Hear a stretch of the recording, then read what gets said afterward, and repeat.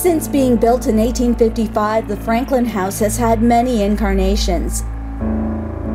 It was during its years as the Queen's Hotel that a young woman named Jessie reportedly died a mysterious and violent death. Many people believe that her unsettled spirit still haunts the Franklin House today. We'd long had stories of a ghost with the property. Heritage Mississauga historian Matthew Wilkinson collaborated with psychics to research the claims that the Franklin House harbors a spirit. They documented that Jessie in some fashion passed away in the building. She was either a barmaid or a waitress or a servant of some sort. But owner Greg Proctor says that another clairvoyant received a far more threatening response from the entity. They wanted to do a seance. This was a former owner? This was a former owner. They wanted to do a seance just to see if there was anything, in the building. And this person didn't stay for more than 20 minutes because she felt that she was not wanted. On several occasions, employee Kelly Goddard has heard strange sounds coming from the upper level when the building was empty. She has even heard the voice of a young girl giggling and calling her name. She's felt brushes against her neck and, when there's nobody here except her. The Franklin House has passed from owner to owner, and everyone seems to have felt or experienced the presence of the ghost known as Jessie. A musician playing at the bar provided Greg with chilling evidence of the ghost. The only encounter that I've had that has led me to believe that there is something here was I was here one night and one of the bands came in that used to play here, 15, 20 years ago. And I started talking to him and he pulled out a picture of the drummer, and they used to play back in the corner by the stairway there. And which is the stairway? Which is the stairway supposedly where she hung herself. Yes. Okay. So he showed me the picture, and above his head in the doorway was a faint image of a face. And I looked at that for about 5 minutes, trying to figure out if it was real or not, and it looked pretty real to me. So that led me to believe that there's definitely something here. Now, unfortunately, we couldn't get a hold of that photograph. No, I know. I should have got a copy from him, but. Did it look like a female? It didn't look like a male or female, but it definitely looked like a face. A face. Oh yeah. It could be a coincidence that our cameras also recorded a ghostly face at the same spot. However, another eerie incident raises some spooky questions. I got a surprise of my own the first time I visited the Franklin House and shared the experience with Greg. I wanted to mention something to you.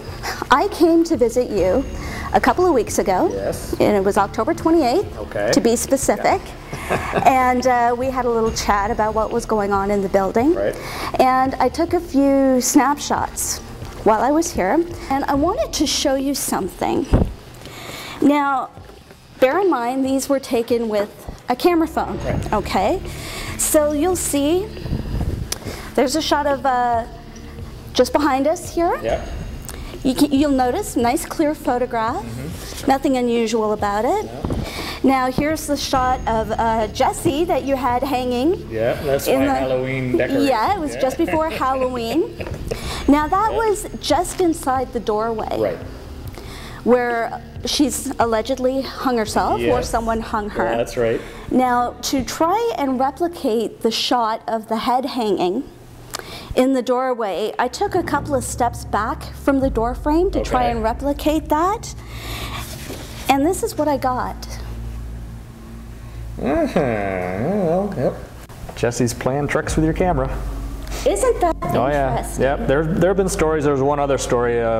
A guy came in here one time with one of the old owners, and he wanted to take some pictures, and his camera was working perfectly outside. As soon as he came in, dead. Kaput. Yeah, yeah. Now what's interesting? That's interesting. Yeah.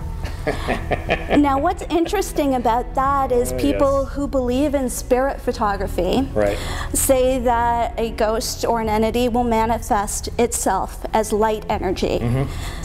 That looks like light. That's definitely light energy, yeah. And this was taken during the day too, yeah, so. Yeah, it was about 5:30. All the colored lights in there you wouldn't have seen. Yeah. Wow. Now, Is this proof that it's paranormal? I can't say yes. However, what I can say is none of the other photographs came out this way. I mean, you've seen the other samples. It's a fairly new telephone, so of course there's always the chance of a malfunction. You can't discount that. But the fact that the one picture that came out funky happened to be in the place where she allegedly killed herself, I find a little bit creepy. Yeah, I would consider that, yes, a little creepy as well. Yeah, definitely. Is that how you're feeling? Definitely. Yeah, that's yeah, that's sends a little shiver up your spine, doesn't it? Yes.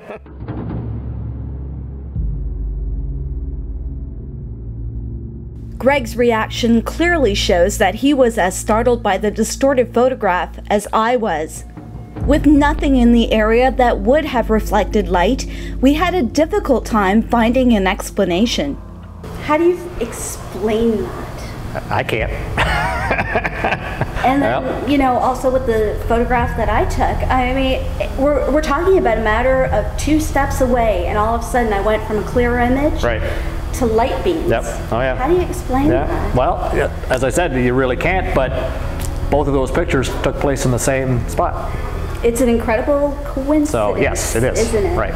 Yep. If you believe in coincidence, if you don't and believe it's something that it's paranormal, it really is pretty substantial. Yeah. The Franklin House dates back to 1855, so countless people have come through its doors. With such a rich history and having played such an important role in building Streetsville, could there be other spirits besides Jessie haunting the Franklin House? So in 1850, Streetsville incorporates as a town. It becomes a very large center of population and of politics. Right across the street from the Franklin House was the Royal Hotel, which was actually Mississauga's longest surviving hotel in terms of it operating actually as a place where you could rent a room.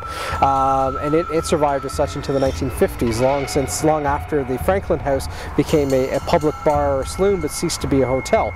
But Franklin House stood the test of time. Bennett Franklin retired in the house shortly before his death. Could there be more to his legacy than just the name on the building? People don't know who Bennett was to this day, but they will know the Franklin House. So in a way, it's a legacy of how an individual lives on as well, and being someone who in his day and age in Streetsville was a very prominent entrepreneur and individual in the community.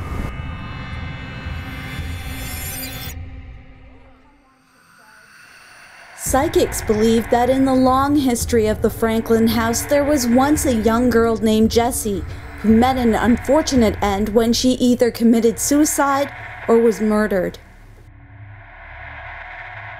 Years later, many people claim that they've been touched by her spirit.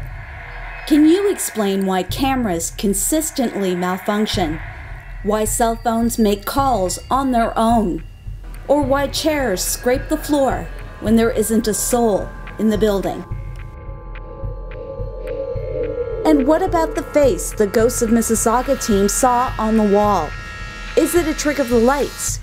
Or is Jessie manifesting her presence at the Franklin House? You know, if there is a spirit here named Jessie, then you know, she's the one that's doing the things and pulling the jokes and making the noises, and you know, it's hard to explain. I'm not a firm believer in it, but seeing the picture that the one band member gave me, and now this, and you know, it's, yeah, you can't deny it. One final note about Franklin House. One customer reported having a lovely conversation with a young lady at the bar. Now imagine his shock when she crouched down and vanished. So if you stop by Franklin House for a pint, you may end up with a spirit instead. Until next time, rest in peace.